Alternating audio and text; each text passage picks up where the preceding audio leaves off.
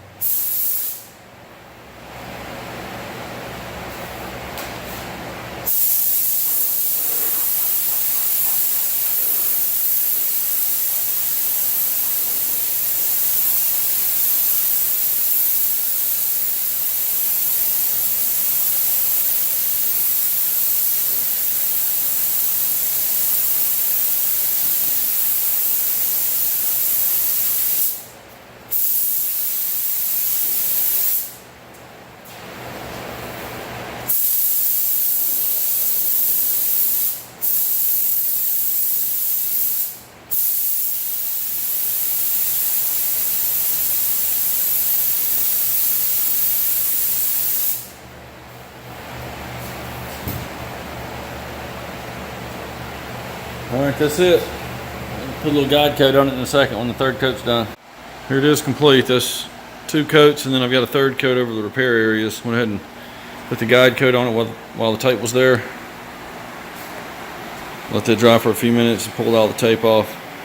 I don't like to leave that tape on there with primer when I go to paint it. I'll just retape it. That stuff can flake off once it gets nice and hard. By the time I paint it, it could get brittle. I do have flex additive in this, so it shouldn't.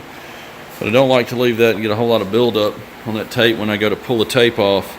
If it goes to flake because it's so thick, it'll stick in the fresh paint. So I'll just retape it when I get ready to spray it. Still got to get those rocker panels over there primed, and I've got a set of mirrors I need to prime with that in the fuel door, but I went ahead and did this so that it can be setting up. I got to go out of town for 3 days, so that way it'll set up while I'm gone.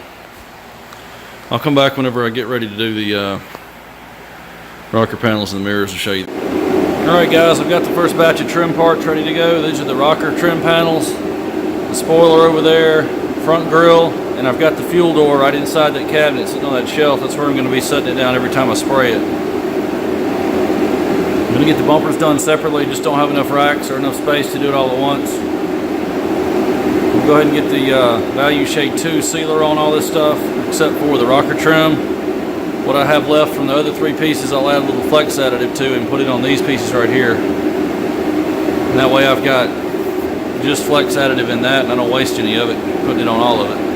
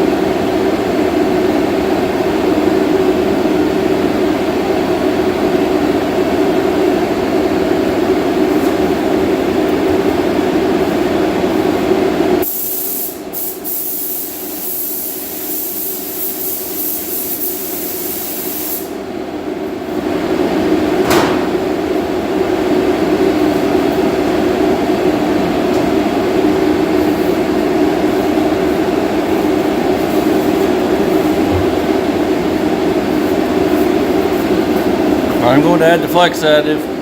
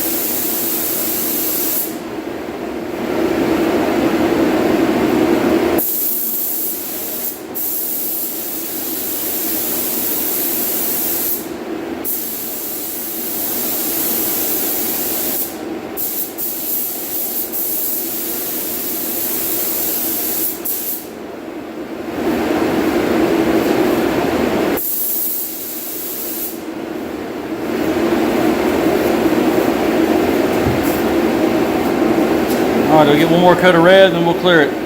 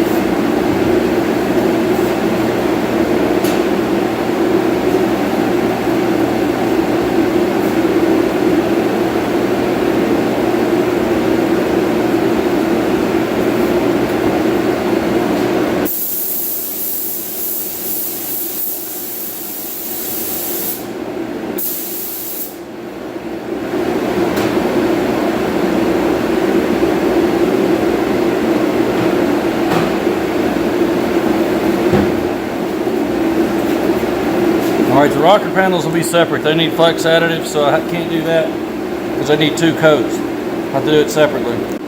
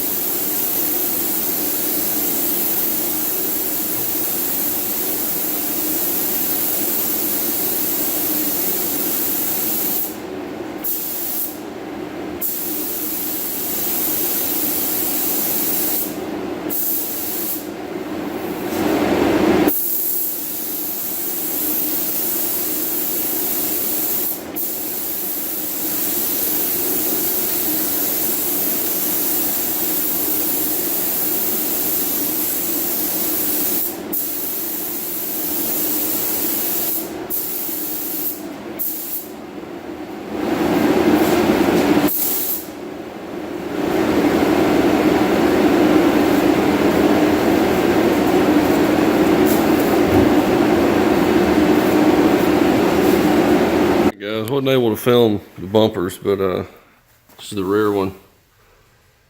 Did this a few days ago, well, maybe a week ago by now. Didn't paint this center section, just masked it off. Turned out really nice. Here's the repairs that were done.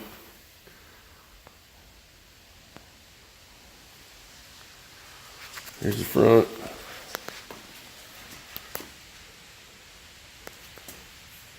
Went ahead and painted these pieces with them installed, so I wouldn't have to handle those after I got them painted. Risk dropping them, that way they're installed and they'll get painted and have coverage everywhere it needed to be.